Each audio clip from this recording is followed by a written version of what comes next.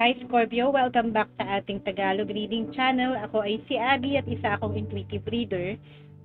So medyo nagkasakit ako until now, inuubo ako. So pasensya na kung naririnig niyo ko umuubo while ginagawa natin yung reading natin. That's the reason why medyo nagkaroon ng delay sa inyong reading. But anyway, current energy check-in naman to for the month of June 2024 Scorpio. And maaari to mag-resonate onto the next 3 to 6 months. Okay? Ginawa natin tong reading na to sa timestamp na 1:28 p.m. at June 28, 2024. Okay? So, current energy check-in for the month of June all the way to the next 3 to 6 months. Remember na ito ay isang collective energy. So, maaaring mag-resonate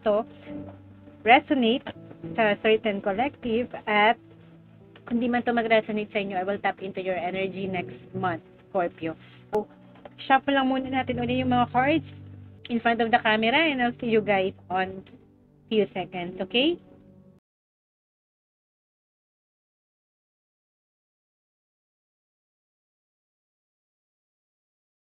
Ay, Scorpio, so kukuha na tayo ng 7 cards sa deck na to. Ang gagamitin natin ay ang Sacred Self-Care, okay? Oracle deck.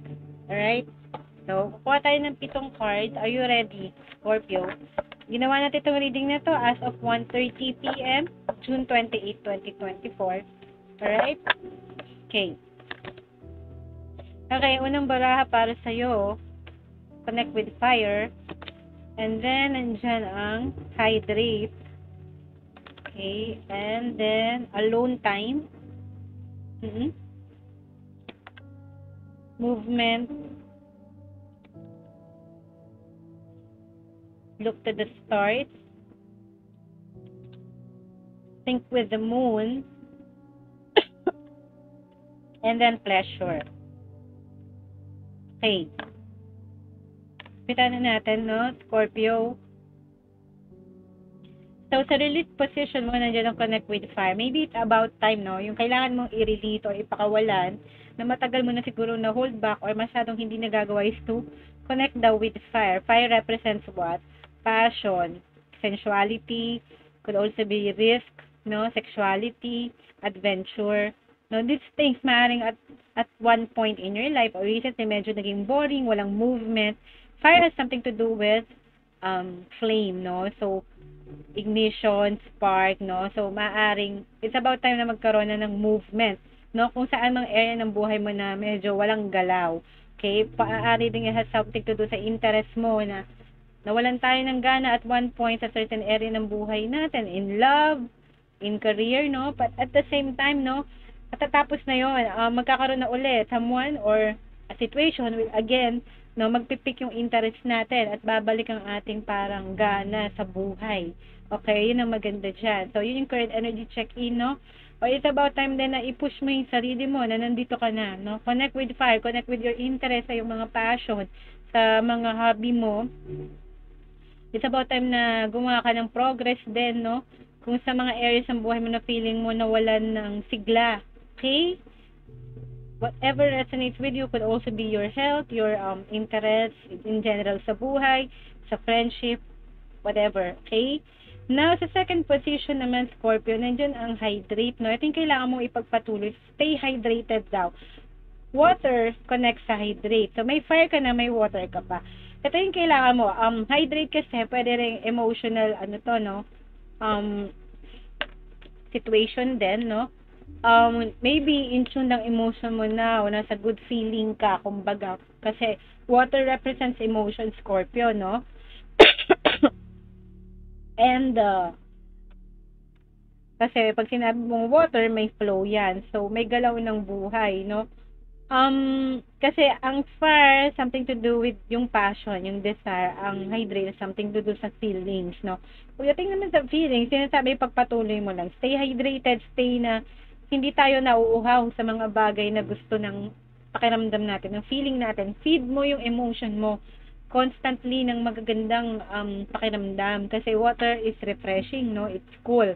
And it's about movement, like I said, no? Yung fire and water, they have movement. Ito naman with flow. Kasi ang fire pwedeng outburst to, diba? From nothing to something. Ito kasi water, it keeps on flowing, no? Continuous. Yun ang kailangan mo ipagpatuloy. You feel love, no? feel happy and contented right now, your heart is full, gawin mo yung mga bagay na nandun ka sa state of being na yan, Scorpio, okay? And if it's also has something to do with self-love din, no? Kung parang you don't really need others na para maging masaya ka. Basically, masaya ka ngayon sa buhay mo. Happy and contented kayo yung nararamdaman mo. And that's a good thing. Also about self-care.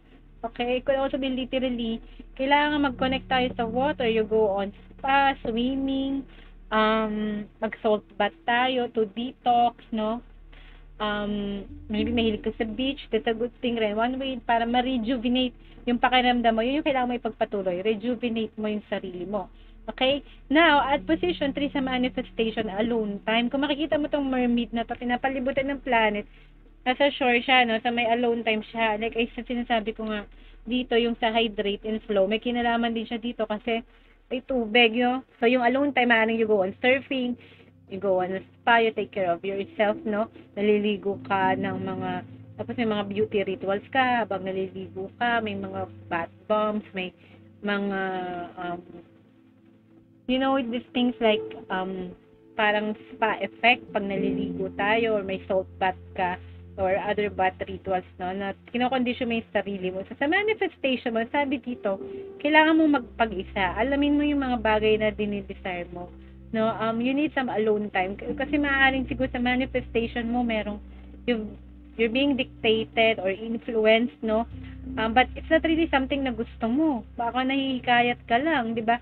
So, make sure, pag sa mga desires mo, yung mga gusto mong mangyari sa buhay mo, it will come from you, within you, yung gustong-gusto mo. Okay? Nandun mo makikita yung kasagutan sa mga bagay na gusto mong mangyari sa buhay mo. Okay? Not from other people. Alright, Scorpio? Now, I hope it's making sense so far. Nung sa fourth position mo, may yoga dito, no? External energy to, may movement na sinasabi. So, may flow ka na, may fire ka pa. All of this may galaw. So, yung external energy mo, don't be surprised na magkakaroon ng galaw. Kapag may alone time din dito sa manifestation mo, spend some time alone, no? Kapag andito, may water din naman. Kasi during alone time, doon mo makikita yung mga bagay na dinidesire mo, finally, baka magkaroon ng galaw. May mga external energy na tutulong sa'yo na magkakaroon ng movement. Yung career mo, yung business mo, yung family situation mo, or even your love life and friendship. Okay? May movement finally na.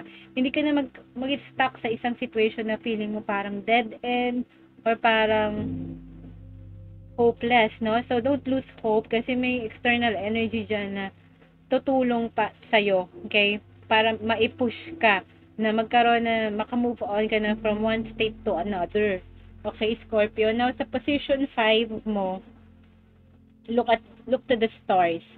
So, nandito, no, may divination, may moon, phases of the moon, and then may mga iba-ibang symbol ng zodiac. Ito siya, no? Yung babae na to, tumitingin sa stars. Okay? So, ito ay yung kailangan mo ibigay sa sarili mo. Look to the stars. Kasi ang stars, di ba? Pag tumitingin ka, di symbolize sa traditional tarot na healing, second chances, and hope. Okay? So, yung kailangan mo ibigay sa sarili mo is that na at one point, no, yung mga phases ng moon, sometimes may cycle yan, no? It could be a beginning of something, may movement something. At one point, ano ba yung next phase ng moon natin? Kailan ba yung new moon? Kailan ba yung full moon? Obserbahan mo kung makakaroon ng galaw doon sa mga period na may karoon ng may transition yung buwan, may transition yung mga planets, no, yung planetary alignment, yung mga planetary event. So look to the stars because stars represents hope, no. Hindi siya sobrang liwanag pero hindi siya madilim, 'di ba? So it's something na kailangan mong pagtuunan ng pansin na it's not about to give up, 'di ba? When you wish upon the star, 'di ba, yung kanta na yon na pang daydreaming. So it has something to also learn to daydream, learn to imagine, learn to dream. Yung kailangan may ibigay sa sarili mo kasi at one point, lahat ng nakikita mo na nagmanifest sa buhay mo at one point, galing yun sa imagination mo, sa dream mo. You really want something so bad, 'di ba? You desire it, no? Nandiyan nga alone. Baka kailangan ma-trigger yung alone time mo para ma-realize mo yung mga bagay na gusto mo. And look to the stars, mag-meditate ka. Maybe rin, stargazing ka. Kasi mas doon ka mas in connection sa intuition mo, 'di ba? Sa subconscious mind natin, no? It's about dreaming, no? And not losing hope, okay? Scorpio, yun ang sinasabi, yun yung kailangan maibigay sa sarili mo. Ngayon, saan yung beginning mo? Sync with the moon. So, nandiyan na naman yung moon, no? May phases ng moon. Eto ang sasabihin ko, since may moon dito na lumabas, ba? Phases na moon, tapos may phases pa rin ng moon dito. Yung mga yung beginnings mo, maaaring in alignment or magkakaroon ng galaw sa iba-ibang phases ng moon. Mark the calendar. And then, doon sa calendar na yun, let's say tomorrow, full moon, kunwari, no? Take note of that. No? Kasi baka ang new beginnings mo daw, magiging in sync sa petsa na magkakaroon ng transition yung buwan. Okay? From one phase to another. Let's say from half crescent naging full moon. You know? Ganon. Okay? So, yung mga new beginnings mo, mangyayari, mag-unfold sa period ng lunar, parang lunar phase. Okay? And it's vital kasi ang moon talaga, no, sa esoteric belief, it symbolizes mga changes and cycles na nagtapos at mag-open. Okay? Scorpio. Now, at the center, yung mga bagay naman na kailangan mong matutunan or you have yet to learn, matututunan mo pa lang is pleasure daw. So, nakita mo to, pleasure, katawan ng babae, may floral, may mga heart chakras, ang dami, sa buong katawan niya at iba-ibang color ng chakra. Okay, so pleasure, it could be physical pleasure, it could also be emotional, sensual, sexuality, pleasure, or basically pleasure in life. So, baka kasi nakalimutan na rin natin i-appreciate ang ating pagiging divine feminine. Okay? Yung sensual aspect natin. No? You have to feel na parang happy tayo physically sa body natin, sa nararamdaman natin, sa mind, body, and spirit natin. And at the same time, when was the last time you have been romantic or intimate? Okay? So, it could be, just ring a bell, no? It's about time for you to also take care of yourself and your sensuality. Okay? So, sana nag-resonate kayo. Natapos tong reading na to as of 1:41 p.m. June 28, 2024, Scorpio. And if it doesn't resonate, guys, I'll see you on your next month Tagalog reading. Take care, God bless, and mahal ko kayo, Scorpio. Bye!